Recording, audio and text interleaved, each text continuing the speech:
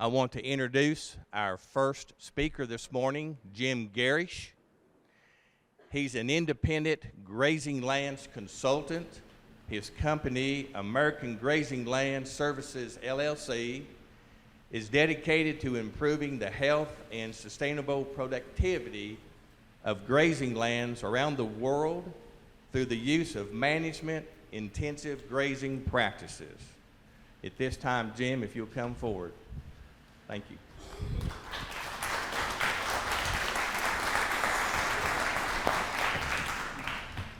Thank you, Mike. I want to start out first, again, thank Russ Israel, the Regenerative Alliance, Timeless Fence, that's fundamental to all that too, for the opportunity to come here and speak to you this morning. And so I sometimes these days get introduced as being, you know, the oldest guy doing this, or the patriarch or something. Joel Salatin brought that up last time I was over there.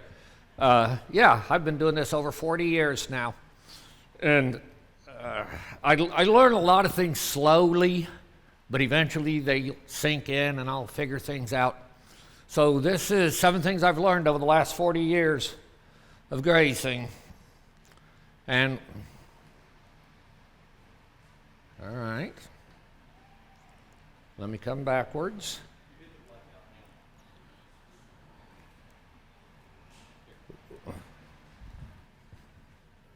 All right, we're There's a blackout button. Right? Yeah, I know. Okay, thank you. I'll try not to hit that again. The first of these 7 concepts is why time matters more than space. So when I went to school in the 1970s, it was all about set stocking and stocking rate. Generally what we were taught is you have a field this big, you put in this many animals, and you leave them there till it's gone, and that's the best you can do. That's actually how we were educated 40 years ago, 40, 50 years ago. Sadly, through a lot of the universities, that is still how people are educated. Just put this number of animals out there, leave them till it's gone. I've come to learn that managing time is more important than managing space. If we think about a grazing cycle, there's 2 components to it, 2 time periods. There's the grazing period and the recovery period. If you think about it and what goes on during the grazing period, it's mostly negative things when we think about the plants particularly. So where does photosynthesis take place? In the leaves. What's the tastiest part of the plant that the animals want to eat? It's the leaves. So as soon as we put animals on a pasture, they start eating leaves, right? And that's going to diminish photosynthesis. And if we take away the energy capture on the top of the plant, we are going to start reducing energy flow to the root system, and it's going to have to contract. And then what the new science of the last 15, 20 years tells us is we will also be stopping the direct energy flow to soil microbes. And we'll come back to that in a couple of minutes. So those are mostly negative things. The one positive thing that happens in the grazing period is the return of nutrients through dung and urine. And when we think about nitrogen fertilizer, and Mike already mentioned what the cost of nitrogen fertilizer is now in our neighborhood, it's over $1 a pound. I suspect it's similar here. It's not something that you can really afford to do in most grazing operations, is use nitrogen fertilizer. That is one thing that I've been saying for over 30 years, and that was back when nitrogen only cost 28 cents. It was, in my view, unaffordable. The most potent nitrogen fertilizer on the planet is something called cowpea. Not that plant cowpeas that you put in a cover crop, but cow urine. As soon as the cow pees and that goes to the ground, that's almost immediately available.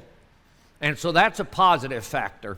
So if you think about, finally, why do we make grazing periods shorter,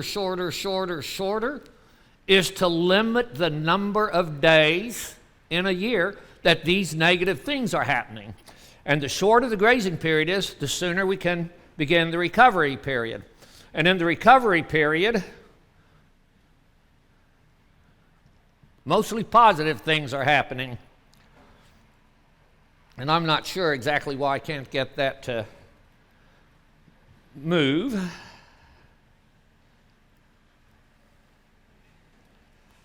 I don't know if it's a battery issue, but there's a picture that's going to come up. There it is. Now it is happening. So during the recovery period, mostly positive things are happening. Photosynthesis is increasing, and it'll increase up to a point. That point is what I call the stale solar panel. Most of you are probably familiar with the idea of phase 3 growth, phase 1 growth, phase 2, and phase 3. And when we get to phase 3, even though the photosynthesis is still happening, we're not making necessarily a net gain in feed supply. So up to a point, photosynthesis increases. The root system will become active again. We'll start feeding the microbes directly. So during the recovery period, mostly positive things are happening. That's why we want to make as many days of the growing season as possible for the pasture to be in recovery and minimize the number of days that it's actually being grazed. All right, so recovery periods, we need to manage them as the growth rate changes through the season. There's a old mantra of grazing that says fast growth, fast rotation, slow growth, slow rotation. That's just as true today as whenever it was coined 100 years ago, whenever it was.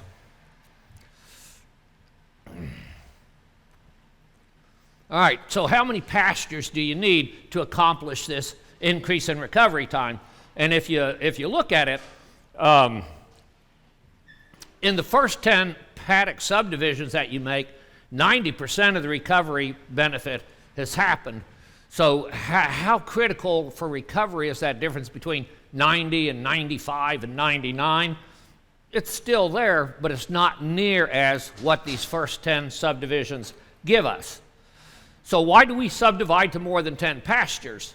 The reason for that is longer recovery periods become possible. We get more uniform grazing distribution, more consistent utilization, more uniform manure distribution, consumption of less desirable plants, and much, much more. And at the bottom I say, including increased carrying capacity. And the reason increased carrying capacity is so important is, well, we'll come to that. That might be the second of 7 things that I learned. We'll come to that. All right. So overstocking and overgrazing always come up. Are they the same thing? No, they are not the same thing. Overstocking is a farm-wide or ranch-wide problem of simply having more animals than the resource can bear. Again, happens across the entire ranch. There's only one way you solve the overstocking problem, and that is reduce numbers. Overgrazing, on the other hand, happens one plant at a time. And it happens when we allow the animals to take a bite of the plant when it's in a negative carbohydrate balance. That happens one of 2 ways. Overgrazing can occur on a pasture that is understocked. The 2 ways that overgrazing happens, you will note, are time functions. They aren't the function of number, they're the function of time. If we stay too long on a pasture and the animals are allowed to repeatedly bite, new growth coming from stored energy, that is one way that overgrazing happens, and that's very common, and that's what tends to happen on understocked pastures. The other way is we've taken the animals away, we've allowed some recovery, but we come back to it too soon. And that's the other way overgrazing happens. So it is a function of time. If you manage time effectively, we can actually dramatically increase the productivity and the carrying capacity of a property. Carrying capacity is not something that is fixed by the environment that you live in. So in my view, managing time is more important to successful grazing management than simply managing space. When we take a property and we subdivide it, we fence it down, we use our polywire to make it even shorter, always think of that as creating smaller increments of time rather than just smaller spatial paddocks. Because the real key to that management being successful is because you have taken control of the time of exposure of the plants to grazing animals and control of the time for recovery. Just a couple of examples here. This was down in South Missouri a number of years ago in a place one of our sons was managing down there. Do you have a plant called broom sedge around here? I suspect you do. And most people think it's completely inedible. You'll never get any use out of it. This is an illustration of 600 cow. This is winter grazing. There's some fescue mixed in with that broom sedge through there. And just this contrast shows you what cattle will do with broom sedge if you're managing the landscape based on time rather than space. Nearly full utilization of it, because basically we didn't give them a choice of whether or not they were going to eat that broom sedge. And once they learn that they can do it, they will do it. Other side of the country, this is in Montana. This ranch right here, there's 800 acres of this natural meadow that they used to cut for hay every year, bale it up, and they could feed 800 cows for the winter from the hay off of that 800 acres. Now think about that. You see the amount of feed that's out there? That's about 2.5 tons of standing crop out there. 2.5 tons of hay to take a cow through the winter in Montana. The guy who runs this place, I had never met him before. I get a phone call. He says, I can't afford to make hay anymore. What do I need to do? He didn't say who he was, where he was, or anything. That was the opening line of the phone call. I can't afford to make hay anymore. What do I need to do? So I worked with them to transition from making hay to being a year-round grazing. This is obviously daily strip grazing on these meadows. They now winter with grazing 1,200 cows all winter on this 800 acres without the expense of turning it into hay and then feeding that hay back out. Second thing I've learned, healthy soil is the foundation of ranching, and we learn more and more about this every day that goes by. It still hasn't overtaken my time trump space, but there it is. So what is healthy soil? When we look at soil, there's kind of three components or areas, major aspects that we think about.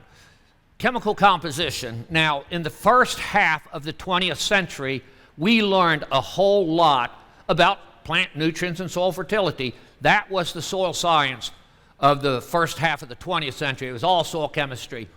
And we talk about sufficiency level, and that means, are there enough minerals in the soil to support the level of production of the crop we're looking for? And then there's the balance of minerals. Are they in proper balance? Because sometimes if we have a soil that's very high in one mineral, it will limit the availability of something else. So we have to think about, is there enough there, and are they in balance? And when I was in college learning about this stuff, I probably had at least three, possibly 4 courses in soil chemistry, soil fertility.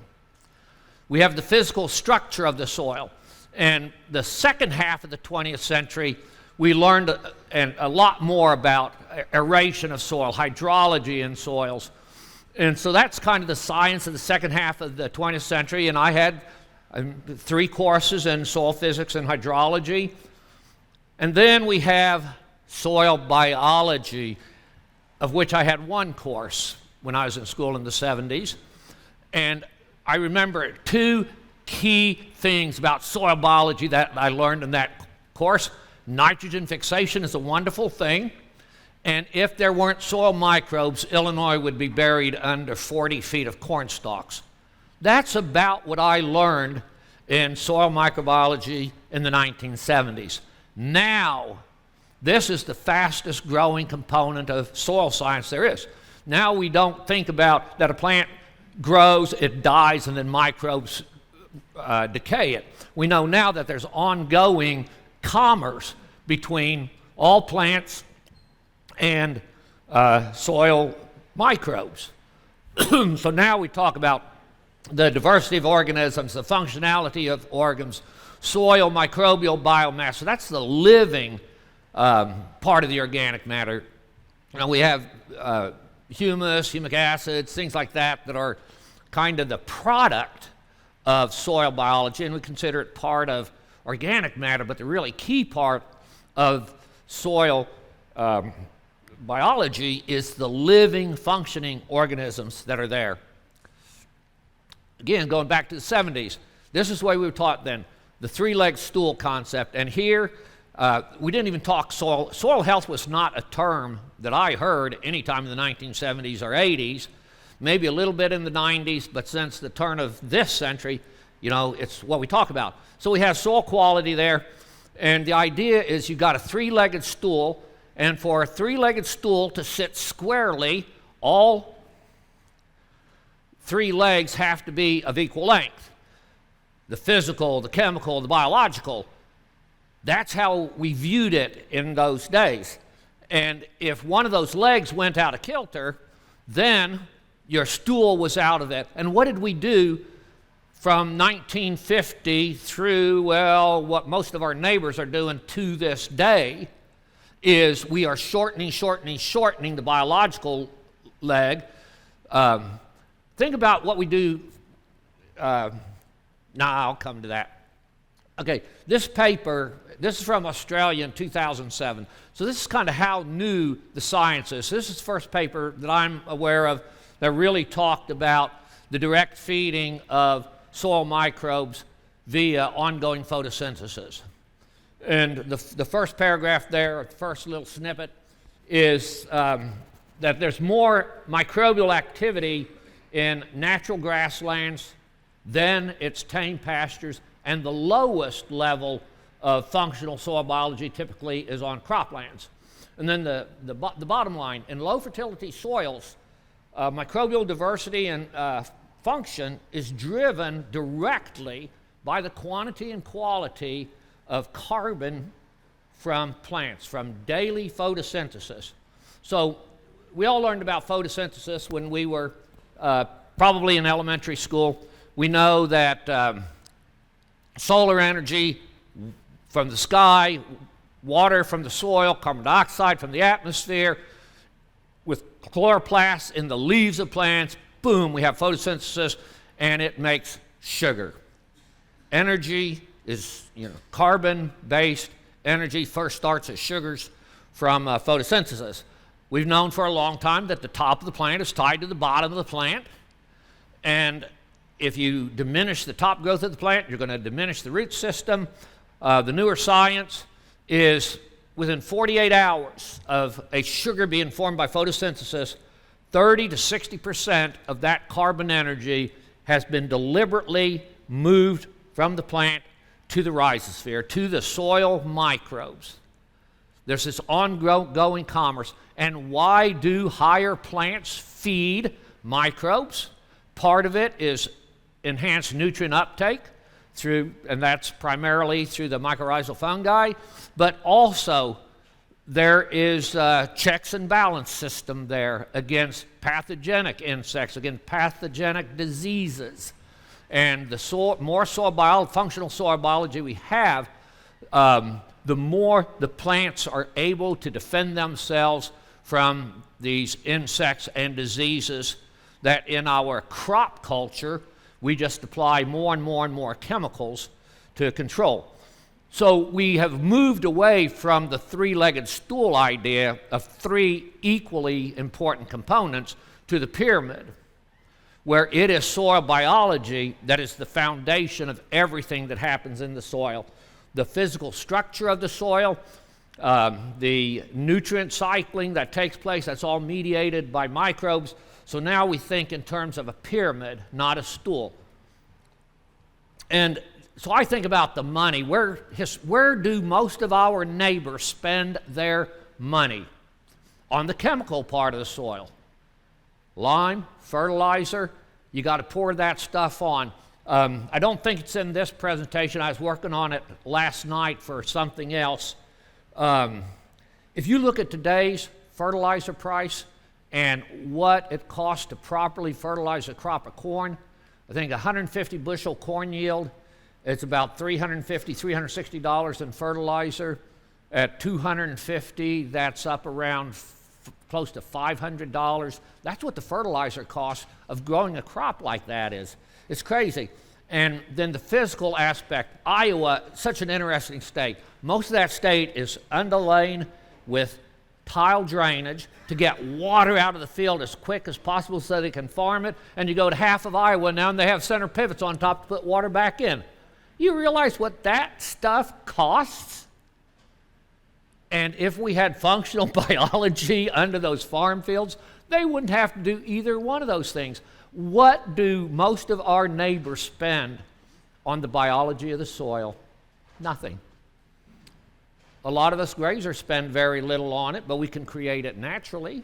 If you have a dead soil, you might use inoculants, compost tea, something to stimulate biology. But biology is the foundation of the function of the soil, and we spend pennies on it compared to the dollars that we spend on the physical and chemical aspects of the soil, fighting against Mother Nature rather than letting the biology do the work for us. What is excellent pasture? It's high in energy, adequate in protein, mineral-rich, species-diverse, palatable, and durable. That's what excellent pasture is. And you can't, in my view, something I've learned over the 40 years is you cannot create excellent pasture based on fertilizer. We spend tons of money trying to create that. We spend tons of money reseeding pastures that are depleted. We tear them up, we reseed them, we try to plant them. You will never get excellent pasture going down that pathway. The way you get excellent pasture is with these objectives. Maximize photosynthesis. This is the only place in all of my talks on grazing, livestock topics where I use the word maximize. Usually it's optimize, optimize, optimize. I have yet to figure out what is the downside of maximizing photosynthesis. This is one thing we can focus on, is to maximize photosynthesis. We strive to create biodiversity both above and below ground. We want to optimize energy flow to the soil. We want to create living organic matter. If we do these things, it's going to enhance the water cycle. It's going to enhance the mineral cycles. The management strategies we use to get there are short grazing periods, appropriate residual, adequate recovery, broaden biodiversity. Very often we can accomplish this just through a change in grazing management. Sometimes, yes, we do interseed things. And all of these things together strengthen soil health. Think about physics. Very straightforward science. For every action, there is an opposite and equal reaction. You do these little experiments in your high school science class or wherever, and they always come out the same. Physics, there are the laws of thermodynamics. In physics, it's all the same. 2,000 years ago, Archimedes or whoever, they discovered certain principles, the banging ball thing of equal and opposite reactions. They've been doing that, demonstration for thousands of years. Biology is different. For every action, there is a multi-dimensional effect and a multi-directional reaction. Everything is linked together. All right. How would we know killing parasites on the backs of cattle would affect the soil phosphorus cycle? Why did we think that it wouldn't? Because reductionist science that look at just one component at a time don't tell us anything about the whole system. Far more important, if you don't know, Ivomec is known to kill dung beetles. And the last time I looked at the list of non-target organisms for Ivomec, it was over 1,200 different organisms have been identified as being negatively affected by Ivomec. You know why I believe ivermectin will treat coronavirus? Because it kills so much other stuff. Why wouldn't it? All right, so the more critical question to ask is, why do you have parasites on your cattle? And there's a fundamental principle, and it took me a while to learn this one, but it is very fundamental. You will always get what you manage for. If your cattle have chronic parasites, that's a product of your management. Pink eye, that's a product of your management. Almost anything that you get is because that's what your management created. And so we need to understand what the ramifications of our management are going to be. How do we bring soils back to life? First big step is ending tillage. Limit monoculture cropping, eliminate insecticides. I have minimized herbicides. Sometimes we come into a situation where if you want to get from point A to point B in a reasonable amount of time, you might have to kill something. I don't like doing it. Judicious use of fertilizers. There is a time and place for adding some fertility to the soil. We just don't want to be totally dependent on that, and we don't want to do it at excessive levels. Resume long crop rotations, increase plant species diversity, incorporate livestock into cropping systems as a soil inoculator. Have you ever thought that herbicide rhymes with suicide, insecticide rhymes with homicide, fungicide rhymes with genocide, parasiticide rhymes with regicide? Side means death. The day you accept that the soil is a living, breathing organism, the idea of applying death needs to go out the window. We simply cannot create healthy soils that we want if we're continually killing things in that system. Yeah, I'm a slow learner. This one took me a real long time to learn. Water makes grass grow. He's incredible. So since, for those of you familiar with me, and there's a number of people here that I've known for a long, long time, we spent 23 years in Missouri as a researcher at the University of Missouri Forest System Research Center, and then on our own personal grass farm that we had there. It wasn't until I moved out west where we were in Missouri, the annual precipitation was 38 to 40 inches. Where we live now in Idaho, it's 7 to 8 inches. And it wasn't until I went west that I really appreciated water.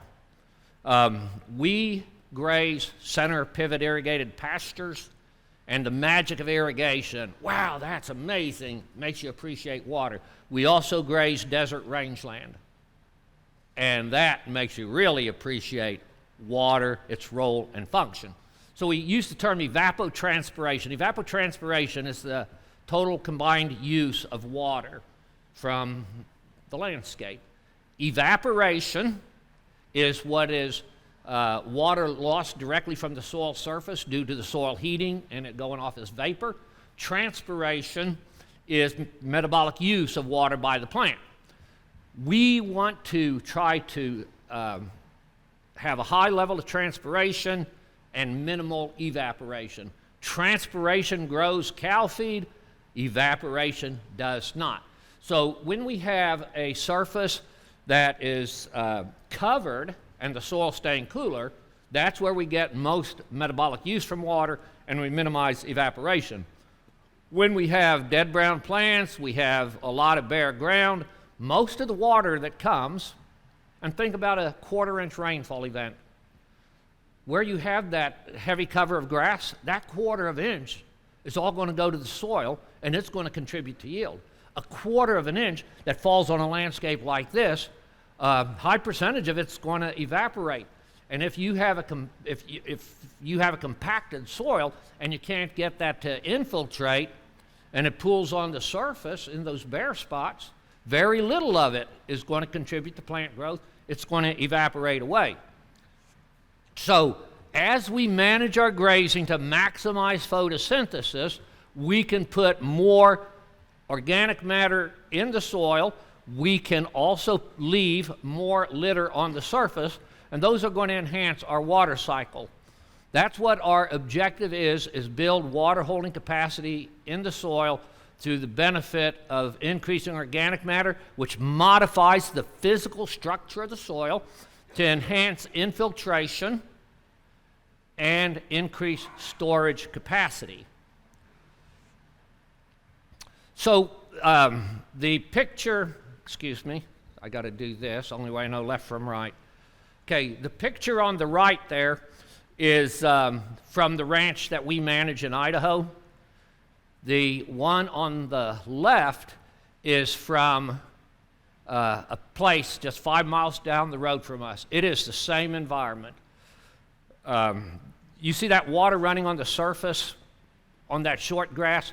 This is what's called a wheel line or a side roll irrigated field. It's a sprinkler irrigation system. Ours is center pivot, but they're both sprinklers. The idea of a sprinkler irrigated system is that you match the water application rate to the infiltration rate of the soil. You should never see water running on the surface of a sprinkler irrigated field. Obviously, the neighboring property has a broken water cycle. They can't infiltrate water at the rate that they're putting it on. Why? Because it is grazed too short. Historic production off of these places, we are double their productivity in the same environment. The only thing that is different is we manage on the basis of time and high stock density. They manage on the basis of space and low stock density. Environment sets the upper limit of productivity, but it is your grazing management that determines how much of that potential you will actually capture. This is why most of your neighbors' farms are operating their pastures at probably less than 50% of its potential capacity. The claim that we can't have a 100% grass-fed beef supply in this country because we don't have enough land is totally false. We don't have a 100% grass-fed beef supply in this country is because we don't have people capable or willing to do it. It's a human factor. It is not a natural resource factor at all. You don't have to read all this table. All it really shows that as we increase the amount of water in the environment, the yield per acre inch of water increases up to a point. And I'm an optimist, so I use a table that goes to 40 inches. There's plenty of research in the West with irrigation that says any water above 30 inches is basically not used. There's no value to rainfall above 30 inches if it were perfectly distributed. Fourth thing, you can never have too much grass or money, but you can have too many cattle. So Bud Williams, these are the three, something I learned from Bud Williams. You, on a farm or a ranch, you're managing three inventories. You have livestock, available feed, and capital. Livestock is the only one that you can have too much of. So again, the neighbors over here are overstocked, not for their environment, they are overstocked for their management. And they're going broke. As a matter of fact, this place no longer looks like that because the previous owners went broke. It's now owned and operated. In our valley, there's like 4 properties that actually use management-intensive grazing. And that property was bought by one of those ranches who is, very successful and profitable. And I'm happy to say that that ugly picture on the left, that pasture basically looks like ours does now. So there is always hope. If you have excess forage on your property, you will always have an opportunity. If you're always chasing grass, you will always have challenges. It's that simple. Excess capital gives you flexibility. You could buy more livestock, lease more land, buy in feed. You could go to Vegas. You got all kinds of flexibility if you have excess capital on hand. Ranching is a land-based business. Livestock are only incidental. I believe that the biggest reason that most cow-calf operations in this country are either losing money or break even at best is because they're way too focused on the livestock.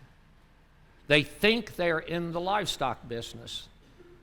What they're really in is the land management business. Now, if you are direct marketing grass-fed beef or grass-fed lamb or grass-fed goat, then you are in the livestock business, and livestock are the particular type of livestock you have, the genetics, the nutrition, those things are critically important to your business, but it still comes down to, can you afford to carry those genetics, to produce that finished property based on how you're using the land? So we look at everything in the basis of the land component. There's these two terms, stocking rate, the number of animals or animal live weight assigned to a grazing unit on a seasonal basis. That is your measure of demand. Carrying capacity, the number of animals which we can maintain, consistently make a profit while maintaining or improving our resource base. That is the supply side of the supply and demand relationship. Carrying capacity is what our land can give us. Stocking rate is what we're trying to take with the livestock. You know what's really important? That your stocking rate never exceed your carrying capacity. If your stocking rate exceeds your carrying capacity, what are you? You're overstocked, and you've got all the chronic problems that come with that. Why does stocking rate matter? It is a primary determinant of profitability. And if you're not profitable, it's at least a primary determinant of revenue flow. Basically, the more animals you have, the higher the revenue is going to be. But it is also a primary determinant for animal performance, because the more animals you put out there, they become more competitive for feed. And you can only push that so far. If your animals become too competitive for feed, individual performance is going to decline. If individual performance declines too much, you won't make any money. As production per acre increases, you will make more money up to a point, and we'll see that point. This relationship is often expressed by something we call the Mott curves. Gerald Mott was a famous American pasture scientist, worked from, I think, in the 1940s all the way up to 1990, plus or minus. And Mott drew out this relationship. So we have increasing stocking rate here and performance. And what we see is, excuse me, at relatively low stocking rates, the gain per head stays the same. But this might be one head out on 20 acres, or on 15 acres, or on 10 acres. But at some point, as we put more animals out there, their individual performance is going to fall. If we can maintain that high level of performance, to a certain point, we have a linear increase in the gain per acre, because every additional animal we put out there gives us that many more pounds. But at some point, when the individual performance starts to fall off, the rate of increase in gain per acre declines. Mott said where those lines intersect is the optimum stocking rate.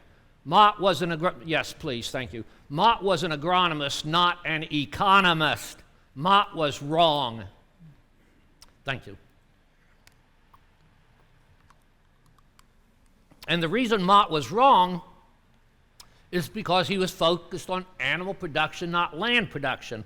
What we find is the economic optimum is actually just before we reach the peak in production per acre. We can afford to give up more individual animal performance there than what Mott suggested. And again, it comes back to, we are a land-based business. If you look at where most of our costs are incurred, other than the purchase of the animal itself, they are land-based. Land ownership, land lease, property taxes, seeding, fertilization, fencing, stock, water, irrigation, weed control. All of these things are costs we generally express on a per acre basis, not a per head basis. You become more profitable in ranching, usually not by increasing individual animal performance, but by lowering costs per acre.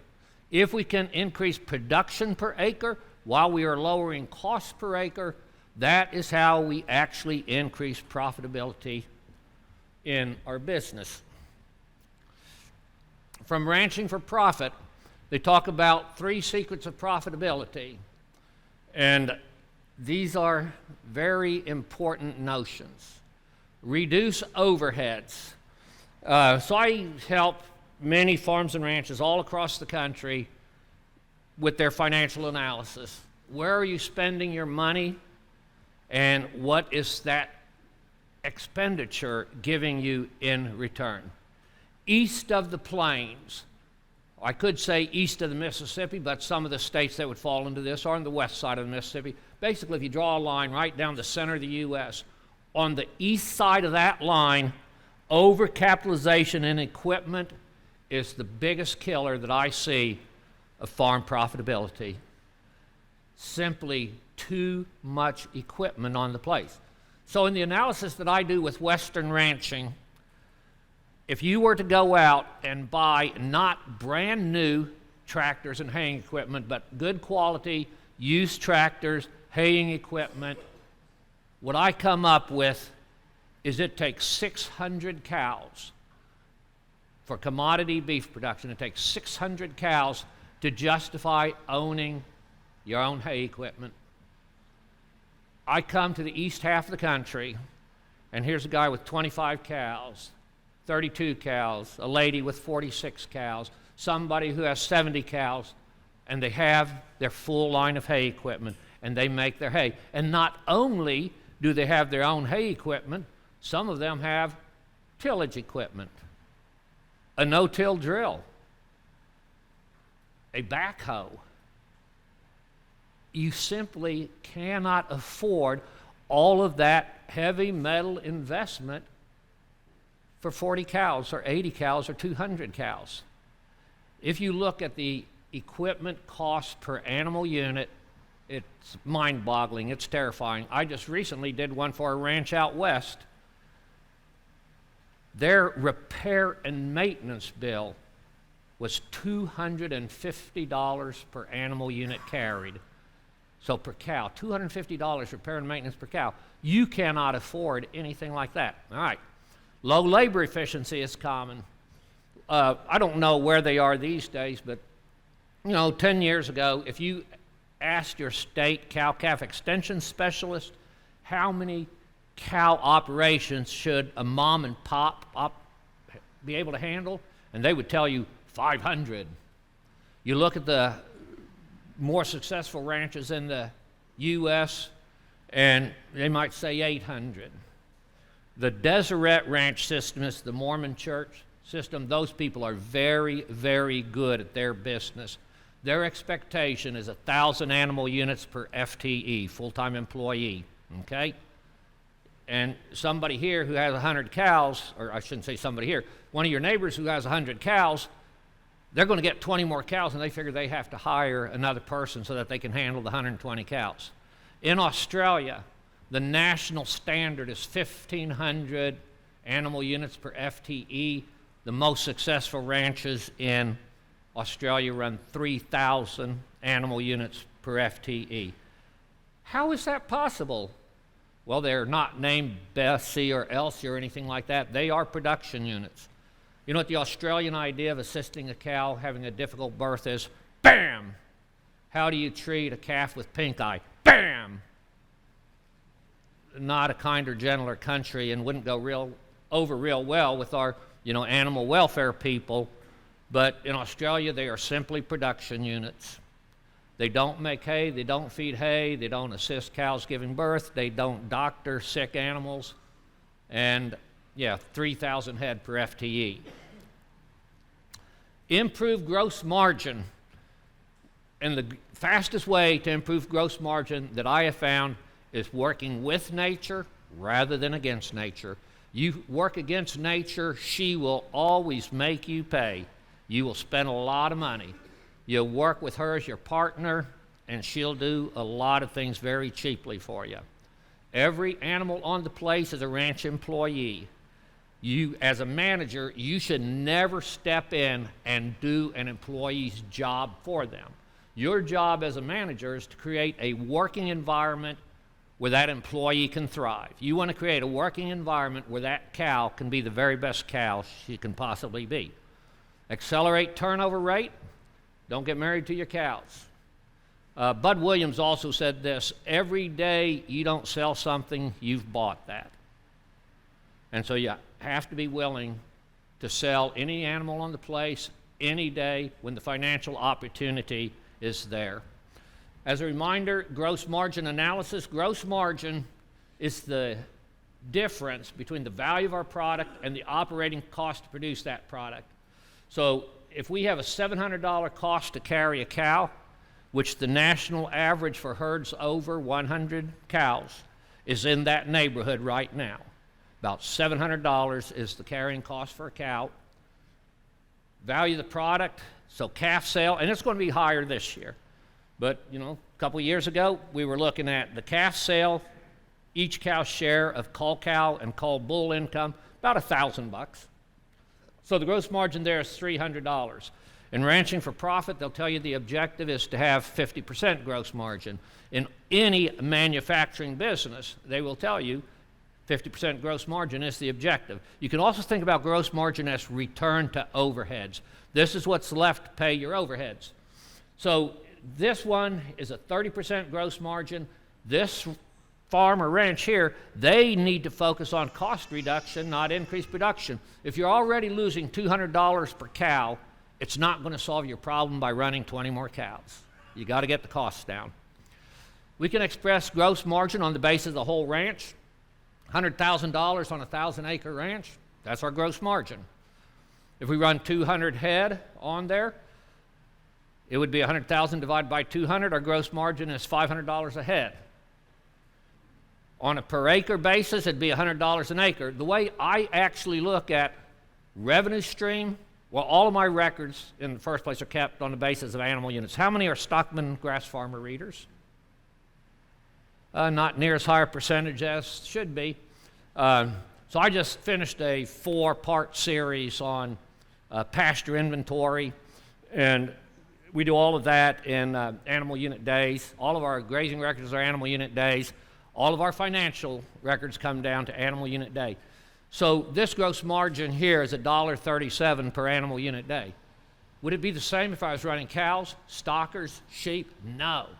We have different revenue flow per animal unit day depending on the class of livestock, and we have a difference in gross margin.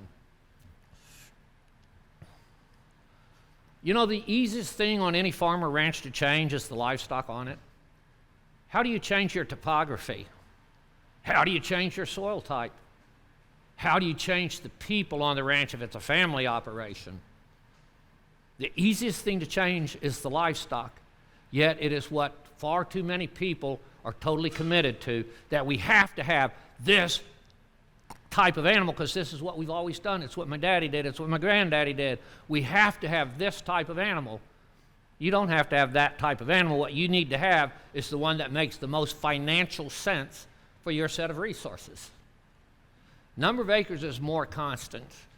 When we lived in Missouri, there were 20-some sale barns within 50 miles of us, and there was a sale every day of the week, including Sundays. So literally, you could change the animals on your ranch, change your cow herd, sell them at this sale today, buy some back tomorrow. You can change that so fast. Takes a little longer to buy or sell a farm typically. Try to lease additional land. Man, awful lot of competition there. Maybe you can, maybe you can't. So animal unit days, read all the past articles. If, you know, in the eastern half of the country, most people don't grasp animal unit days or animal unit months. In the west, everybody does. I think it's a real good system. The only thing I want to show here, cow size is $1,400, or excuse me, 1,400 pounds. This is gross margin analysis for 6 different beef enterprises on the same property. A negative gross margin means you're not even covering operating costs. 1,400 pound cow. Grass-fed beef, 213 gross margin per AUD used. I'm going to change that cow to an 1,150 pound cow. We now have a positive gross margin on the cow-calf, and we've more than doubled the gross margin on the calf. Big cows do not make a ranch profitable. Big cows make ranch profitability increasingly challenging. Smaller animals are much more efficient, and when you take it to the conversion of grazed forage to dollars in your pocket, smaller animals will almost always do it. Do you know what we call the ultimate small cow? A sheep. All right, this is calf. I'm running out of time here. This is an interesting study from North Dakota State, which as the cow size got bigger, the calves actually got smaller. The feed conversion of what the calf pair consumes to the percent of the dam weight, it goes down. This is a drought stress situation where the feed supply is very limited. Guess what an overstocked situation is? It is same as a drought. Limited feed supply, lower quality feed. Every time you go into a drought with big cows, they are costing you more and more and more. Okay, let's get on by there. Yeah. Okay, no, yeah, there. Here's the challenge we have in the commodity beef industry. The size of the cows today is 1,350 to 1,400 pounds. That's too big to optimize profitability at the cow-calf level, but it's what the packers want. So we have that ongoing problem. But there is a very strong negative relationship between cow size and ranch income. The bigger the cow is, the harder they'll fall. This just illustrates that the closer you are to the end consumer with the product you're selling, the more likely you are to be successful. The 6th one here is focus on what you can control. What you can control are the 4 ingredients for making meat, milk, and fiber. That's carbon dioxide, solar energy, water, minerals. You shouldn't be focused on managing inputs, purchased inputs. That is not the key to profitability. The key to profitability is managing these cycles.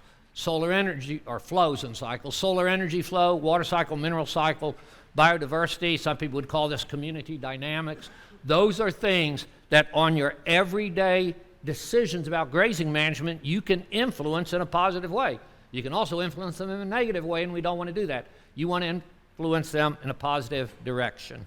You need the right animal to be the factory to take those ingredients to create a product, but don't get too focused on it. Last thing is I will have no fear of wasting grass. The first mantra of grazing is it takes grass to grow grass. You've got to have those green leaves for photosynthetic capacity. The second mantra of grazing is grass feeds the grass feeds the soil, then grass can feed the livestock.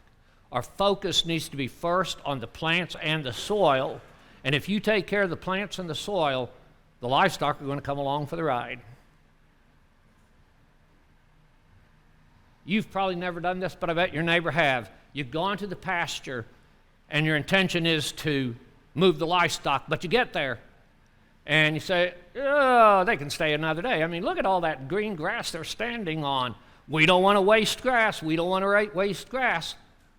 So if we move them on this day and we leave a good green residual, 4 to 5 inches, we have green leaves, photosynthesis still going on, these plants are going to recover quickly. It's keeping the soil cooler by keeping it covered. Because we've asked the animals to only eat off the topper part of the plant, it's good for the livestock. So this kind of residual, moving them, knowing you're wasting grass, it's good for soil, plants, animals, everything. We leave them the other day, the next day, and we get this. No green leaves left. Soil exposed to direct sunlight.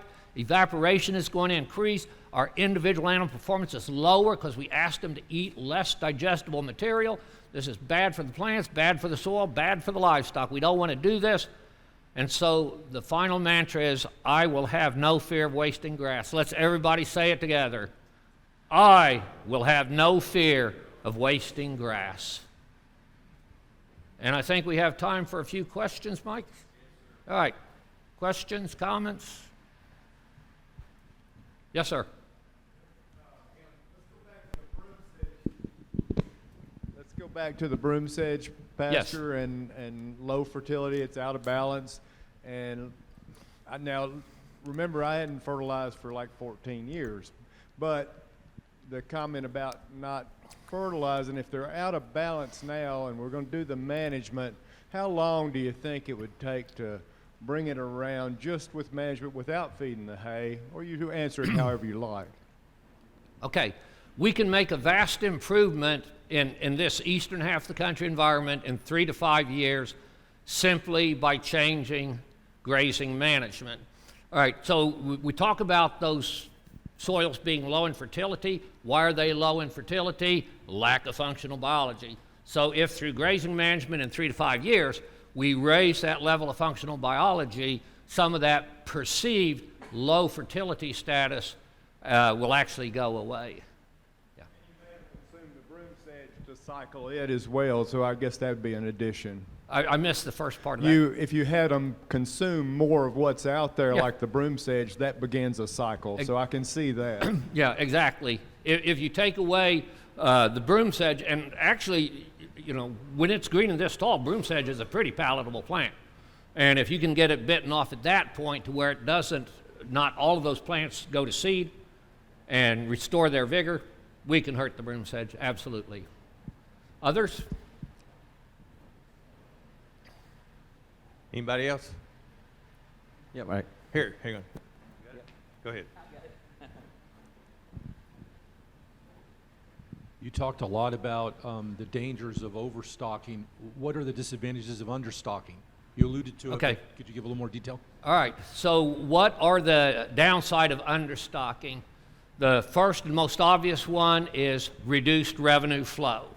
If you are independently wealthy, maybe you can live with that. If you're trying to make a living off this property, you don't want to have that reduced flow. Biologically, the real downside of understocking is the selective grazing that those animals are going to put on the most desirable plants in the pasture. From research we did when I was in Missouri, we found the fastest way to eliminate legumes from a pasture is understock it, because they will eat those out repeatedly without putting any pressure on the grass, and specifically if that grass is tall fescue, which is a very aggressive and dominating grass also as well, it's a good way to eliminate the most desirable plants from the pasture is understocking. Anybody else? All right, I guess I covered it too well. Good job, Jim. All right, Thank you very thank you, much.